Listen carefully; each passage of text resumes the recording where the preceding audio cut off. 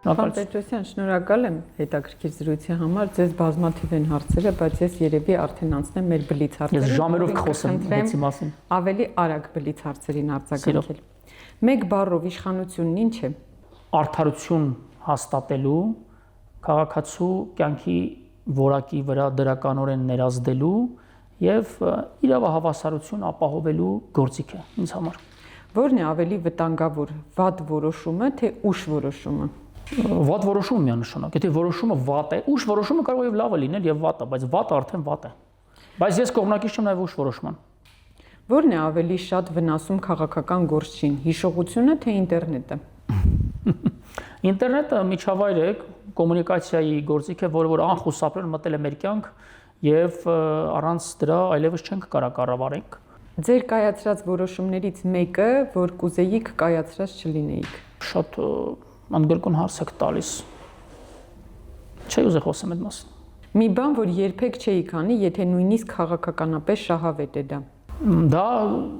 արժե համակարգային տիրույթի հարց է, ես ասեմ, եթե քաղաքականապես շահավետ է,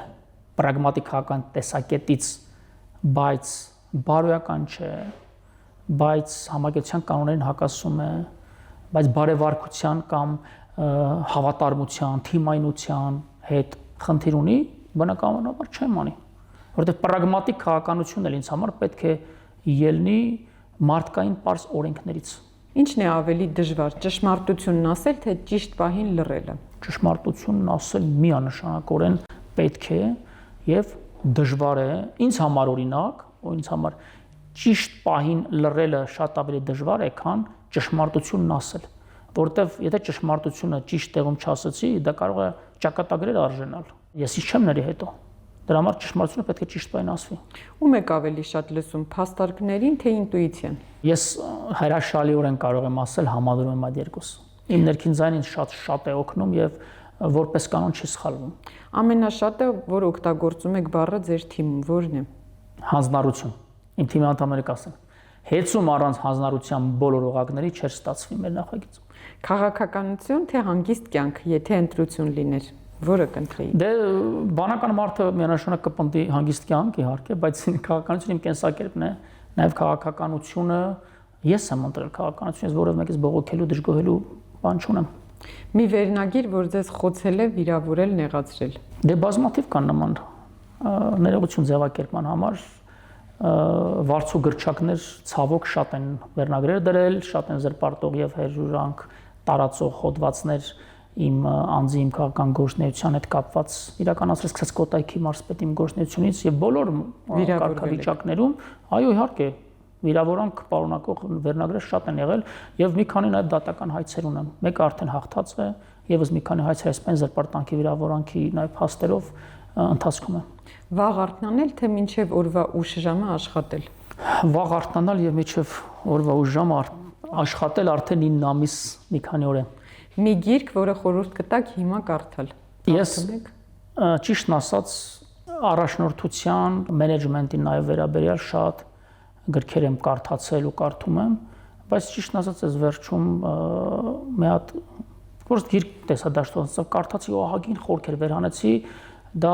Վանոյի Վազգենի ընկերության մասին գիրքներ, Մեդիամաքսն էր հրապարակել։ Օնլայն եք կարդում։ Չէ, ձերքի տակ կար։ Վանո եւ Վազգեն հին ընկերները կարծեմ այդպես էր կոչվում։ Վերջերս էր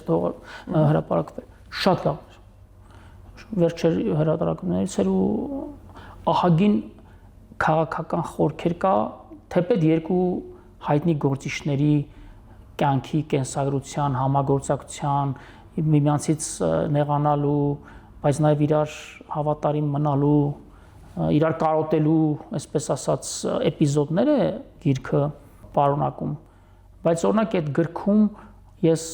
փորձեցի գտնեմ նաև այն շրջանում, թեպետ ինքը շատ հեռավոր անցյալ չի, բայց նաև մոտ էլ չէ, էլի արդեն մոտ 30 տարվա, այսպես ասած, անցքերը այսօրվա տեսակետից նայելու, գնահատելու ու մեր այսօրվա քաղաքական իրականության հետ համեմատելու։ Ես շատ ուրախ եմ, որ այսօր պետությունը բավականին կայացած ինստիտուտներ ունի եւ մեր պետական քաղաքական գործիչները նաեւ շատ ավելի հաշվետու են, շատ ավելի թափանցիկ են աշխատում, բնավ կասկածի տակ չդնելով նաև այդ որակները նախքին այդ գործիչներն, նաև այդ թվում նաև երկու այդ ռահվիրաների մասով ասեմ, ինձ համար երկուսը ռահվիրա են ու քաղաքական գործընթացների առումով շատ հետաքրքիր զուգատիպություններ ու շատ հետաքրքիր շերտեր կարող են գտնել կարդացողները, խորհուրդ եմ տալիս։ Ֆիլմը, որը կարող եք անընդհատ դիտել եւ մի քանի անգամ դիտել եք արդեն։ Կան տեսք ֆիլմեր շատ կան։ Ես ավելի շատ պատմական, այսպես ասած, ֆիլմեր եմ սիրում, բայց նաև դրամաներ կան, որ սիրում եմ։ Բայց օրինակ Կնքայրը ֆիլմը, չգիտեմ, կարող է մեր աուդիոյը շատերին դուր չգա, բայց սիրում եմ այդ ֆիլմը, շատ եմ դիտում ու կյանքի ճշմարտությունն եմ վերհանում այդ ֆիլմից։ Մի բան, որ մարդիկ սխալ են հասկանում ձեր մասին։ Գուցե իմ պահանջկոտությունը կամ պետական կարևորության հարցերում իմ կտրուկ եւ անզիջում վճռականությունը շատերի դուրը չի գալիս, սկսած կադրային քաղաքականությունից, վերջացրած օրինակ կոնկրետ գործիչների հետ կապված իմ հետևողական, այսպես ասած, վերաբերմունքը, գուցե սխալ են հասկանում, բայց ես բոլոր այդ որոշումներով կրկին անգամ պնդում եմ, որ ելնում եմ բացառապես պետական շահից։ Եվ այս ամսվա ամենահումորային պահը ձեր աշխատանքի ընթացքում ո՞րն է եղել։ Հումորներ շատ են անում, մի քիչ թոթափելու մեր ծանրաբեռնվածությունը, բայց որպեսզի տենց մատնանշեմ ուղիղ հումորային պահ, տենց չեմ կարող հիշեմ, բայց օրինակ կարամ այլ ասենց ասած իրավիճակ վկայակոչեմ, որ ես աշխատավոճ ունեմ, որ օրինակ կարող է կոնկրետ տեսուչ, մենք ունենք մի քանի հազար տեսուչներ, ինձ Facebook-ով ինչ-որ մի հատ խնդրի մասին մտահոգություն հայտնի եւ ինձ բարձրաձայնելով ես բնականաբար առաջ հարց տալիս եմ, իսկ ինչի վերադասի չես ասում, վերադասության կարգով խնդիրը հասցեագրվի, որտեղ դες վերև կա տեղամասի պետ, կա ներկայացման շրջանի պետ, կա ցանցի պետ, մասնաճյուղի տնօրեն, իրենց տեղակալներով եւ այլն, եւ իմ տեղակալներ նաեւ ու խորհրդականները բազմաթիվ։ Ու շատ դեպքերում բարձրապես վստահության պակասն է, որ անձ ուզում է անձամբ ինձ ասի։ Ինչպես օրինակ լիքը կենցաղային հարցերով վարչապետին են գրում։ Եվ վարչապետը բոլոր դրանք հասցեագրում է տարբեր մարմինով, ես դա գիտեմ։ Եվ լինում են դեպքեր, երբ խնդիրը բարձրաձայնում է ինձ մոտ, ես խնդիրը անորոշ առաջադրում եմ մասնաճյուղի տնօրեններին եւ ցանցի պետերին, դրանով նաեւ իրենց կոմպետենտությունը փորձելու, տեսնեմ արդյոք իրենք ունակ են այդ խնդիրը վերհանելու եւ պատշաճ զեկուցելու, ու շատ դեպքեր է լինում, որ ասենք իմ ամենամտերիմ ընկերների, ամենավստահելի մարդիկ, ասենք գալիս զեկուցում, որ